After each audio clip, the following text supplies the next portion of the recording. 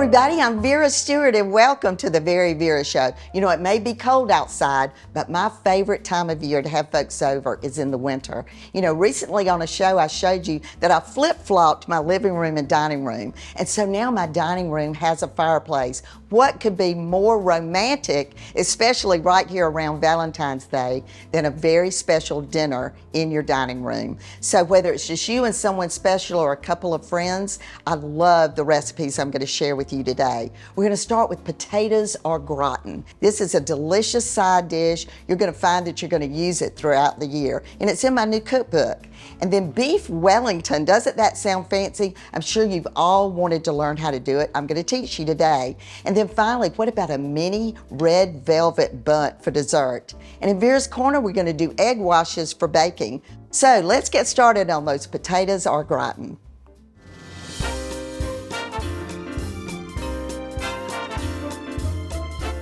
All right, so let's get started on these potatoes au gratin. My entire family loves it, children and grandchildren. So this is an easy dish to make, and it also brings back very fond memories for me because my mother-in-law gave me this Femster slicer years ago, and it's really so perfect to get these 1/8 inch slices, but I want to suggest that you always use a protective glove when you're using it. Believe it or not, that blade is extremely sharp.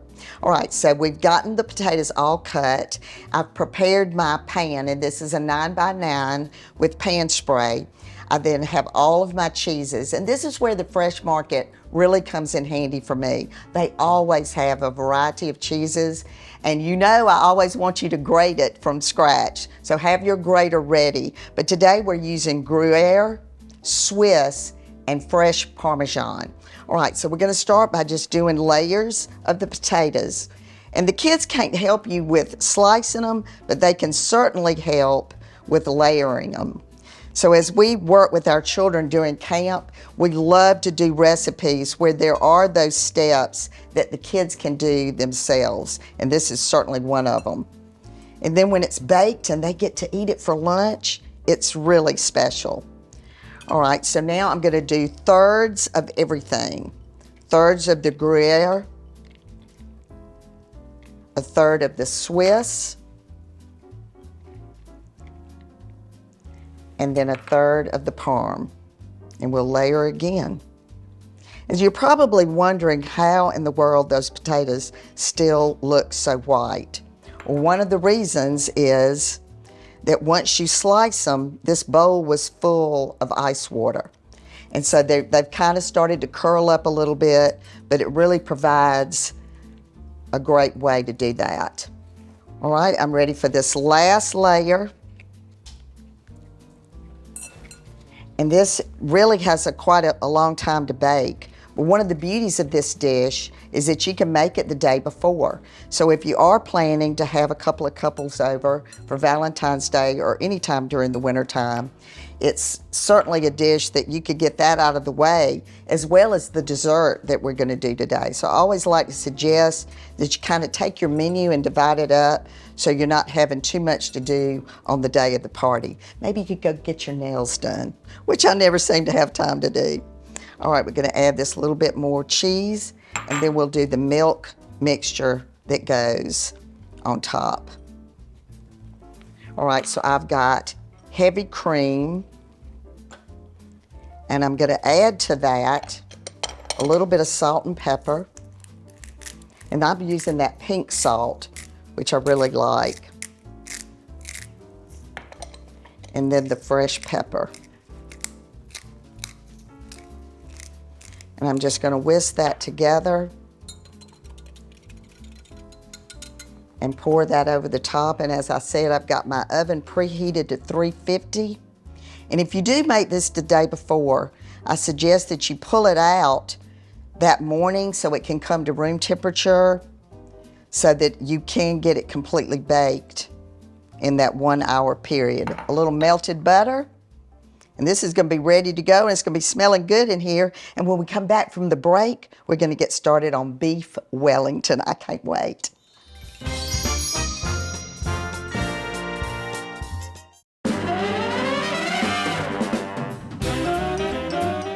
Welcome back, everybody. And if you're just joining me, you know, wintertime is the perfect time to have folks over. Build a fire, and for my case, I've got a fireplace in the dining room, which is perfect. But you know, Valentine's Day is right around the corner, so maybe give consideration to this for your special person in your life, or to have a few couples over for a really nice dinner. Some of this you can do in advance, so it'll be easy peasy, I promise you. All right, so the first thing we're gonna do is make the liver pate that goes with these beef Wellingtons. And this recipe really dates back to the 40s, and the older gentleman that gave it to me had typed it on a little piece of paper. And I still have it in my recipe box. I absolutely love it. So let me walk you through the steps of doing the pate. You're going to get the livers, and you want to either fry the livers yourself or pick up fried chicken livers from your favorite chicken restaurant. But you want to puree those in a food processor until they're really blended very well. Add your onions that you've sauteed until they were translucent to your food processor. And then you're going to start adding all these great ingredients: cream, brandy, port, and you're going to puree that together. Then garlic, thyme, and curry powder. And you're going to add that in, and then this gets to be a really nice consistency, and then you're going to refrigerate it. So you've got a very firm pate to put on top of these fillets. So let's talk about the fillets just a minute. You can pick those up at the fresh market. You can either go right to the case and pick one from the case, or you can have the butcher specially cut the exact size you need. But what I want to suggest is go smaller than larger, because when you see the finished product, it's a very hefty serving. All right, so what I'm going to do now, I've seared these in my large skillet with a little bit of butter and olive oil. I've used Montreal seasoning on the top and the bottom just to get that nice crust. You're going to cook them for about 2.5 to 3 minutes. And now I'm going to spread about 1/4 of an inch thickness on the top of each of these fillets. And this, you know, the nice thing about this, if you have any left over, this can be presented on your next charcuterie board. If you're having friends over just for cocktails, it's really nice. All right, so now I've got my Pepperidge Farm puff pastry sheets, and I'm going to take my filet and just flip it over right in the center. And now I'll put 1/4 of an inch pate, which will now be the bottom of this presentation. And you know, if you have never tried chicken liver pate, this recipe is perfect for you, because a lot of what you taste is the fry in the liver. All right, so I don't need all of this to wrap it. So I'm going to go around and cut triangles off of each side. And then that's going to become my decoration in just a minute. So now we're going to just go, and we're just kind of wrapping it up like a present. And this dough is so easy to work with. All right, so there you have it. Now I'm going to flip it over and just encase it really well. And then this is where you use the leftover dough.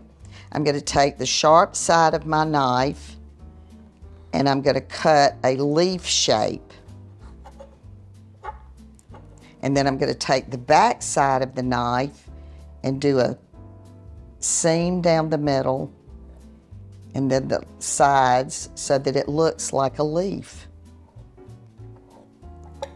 And then I've got water in a bowl, and I'm just going to smear that on the top and turn my leaf over and spread a little bit on the back. And now I'm going to create a beautiful presentation on the top. And with it being Valentine's Day, you could do hearts. I generally do the leaves most of the time, because those kind of go with any season. And they can be all different shapes. As you know, your bushes don't have perfect leaves. So you can do 2 or 3, and maybe pinch a piece of that dough off and make a little ball. And you've got berries. All right, so the then last thing that you're going to do to this is you're gonna do an egg wash. So let me do one more berry. And I've got an egg in a bowl up here and a little bit of milk. I'm gonna whisk that together. Now I've got my handy pastry brush and I'm going to just paint my little piece of art. And believe it or not, if you don't do it evenly, you'll have places on it when it's finished that you can see are not glistening as well. So now you've got that oven preheated to 400 degrees. And what's happening here is that the pastry has to cook at 400. And depending on the thickness, this is one of those things where I would go more clearly by the look of the pastry because you cannot see the inside of the beef. And you're looking for medium rare. If you like yours cooked more than that, you're gonna have a really brown Wellington. All right, so this is going into a 400 degree oven. And when we come back in Vera's Corner today, we're gonna talk about egg washes, which is perfect for any bakery item that you're doing. And then we're gonna get started on those mini red velvet buns. So we got a lot to do, come back with me.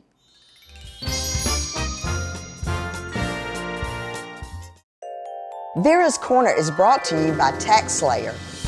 There's nothing like pulling off the perfect baking project with a golden brown crust. Today I'm going to give you a few egg washes that will make your next project perfect too. The fat and protein in an egg contribute brownness and glossiness respectively. The best looking pastries are done with a thin, even layer of egg wash. This is usually achieved by adding liquid to the beaten egg. Different combinations will give different results. A whole egg with water will yield a finish that is nicely brown and lightly glossy. A whole egg with milk will do the same, but slightly glossier. An egg yolk with cream will give you a very brown and glossy finish, but will be thick and could be difficult to spread. And an egg yolk with milk will be deep brown and slightly less glossy than with the cream. For vegan bakers, common substitutes are coconut oil for savory baking and a mixture of maple syrup and agave nectar with water. Brush on just like you would an egg wash. Try a few of these combinations and find your favorite. Start free today at TaxSlayer.com.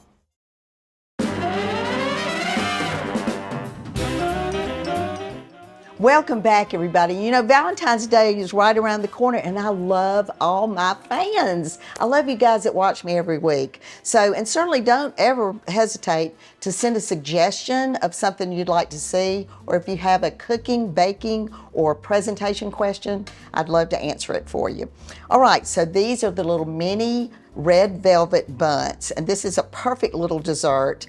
And you know, it's a little different from the red velvet layer cake that's in our first cookbook, so it was kind of fun experimenting with this recipe.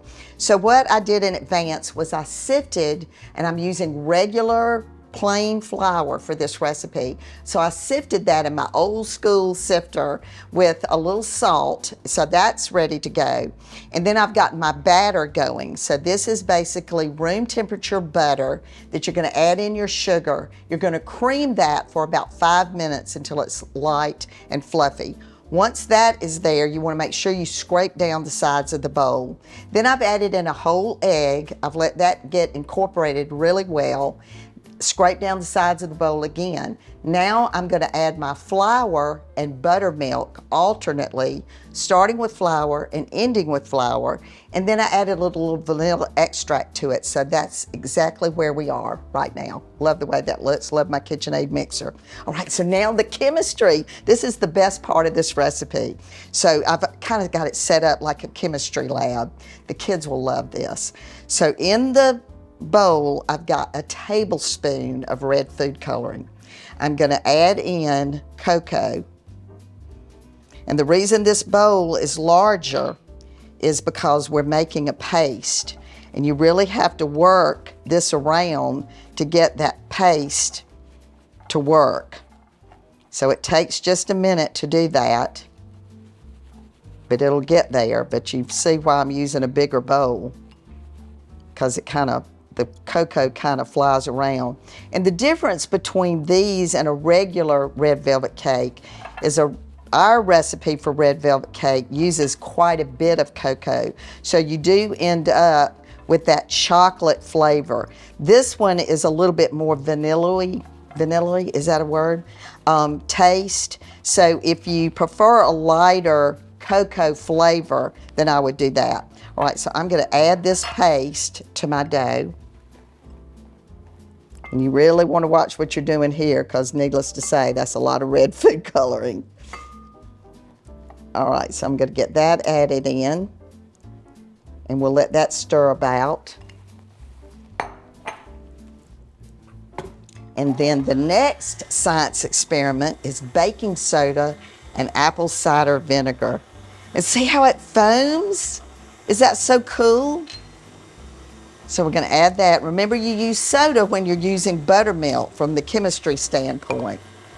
Okay, and while that's blending, I'm gonna add in the rest of this so we get that color that we're looking for. And I've prepared my baby bundt pan for my 6.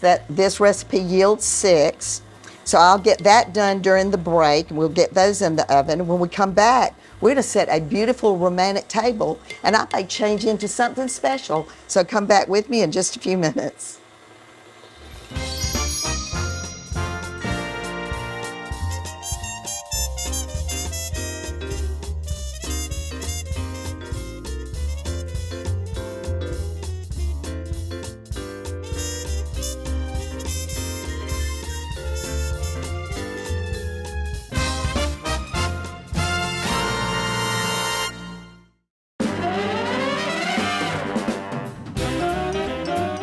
Welcome back, everybody, and I am ready for a romantic dinner. My husband is going to join me, and we are going to really enjoy this dinner. You know, if we aren't enjoying dinner together, our next favorite thing is to go dancing together.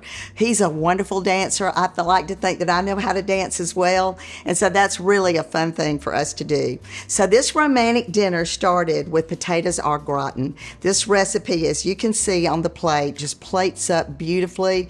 It's really creamy in that 1 hour's time. Those 1/8 of an inch potatoes really got good and done, and the flavors, all the seasonings that were in it, it really makes for a great side dish. So you can do this with pork chop, with a lamb chop, whatever you want, but it's just, remember this one, it's in the new cookbook, and you'll go to it many, many times, I hope. And then the beef Wellington. We were looking for medium rare, and we got it. And so just remember, this dish started as a whole tenderloin back in the day, Duke of Wellington. And now beef is so expensive that if you want to make this recipe and try it and see if you like it, then maybe your challenge can be to get to where you could make it as a whole tenderloin. You want to really wow your guest, walk out with a platter that is completely covered in that encased beef Wellington. And don't forget that liver pate, if you have any left over, it certainly is great on a charcuterie board. And then finally, the red velvet mini Bundts. Is that beautiful or not? The glaze that goes on top of this will be on our recipes on VeryVera.com. And I also want to suggest that maybe toasted pecans on the top, or if you're doing it for the children, you could do some different colored sprinkles. It looks really well. And let me jump back to the beef Wellington for just a minute, because we also did a red wine reduction sauce there, and that will also be on our website. All right, so we've got some partners that we need to shout out today, because once again, Hester and Cook has come to our rescue. And you don't have to use red for Valentine's Day. I threw in pink for this part, but gold is my favorite color to use for decorating. I've got amazing placemats that they brought in. The runner looks really great with it. So you can create quite a tablescape with their products with no problem. Then Cambria. Cambria is our go-to as far as counters, and I have been working on a very special project in my home in Beaufort, and we're going to be filming in March down there, and you will get to see what we've done. So I certainly want you to look forward to that. And for us, we used their board today, their cheese board, in our presentation when we were making the mini Bundts. So just keep them in mind if you're doing a kitchen redo. And then finally, speaking engagements is another thing that I'm really looking forward to doing more of in 2024. I recently was in Hilton Head, South Carolina, spoke to a group of over 300 women. I actually did 3 different tablescapes. They were very interactive in what I did. So if you want to learn more about that, I hope you'll visit our website at VeryVera.com. There's a reel there that will give you more information, and you can reach out to us if your group is looking for a speaker. As you know, as I always say on the Very Vera show, no matter what you do it in good taste. Certainly for me, being able to set a beautiful table certainly makes a great first impression, and we think the food is going to be great, and it'll be the icing on the cake. So come back and join us next week.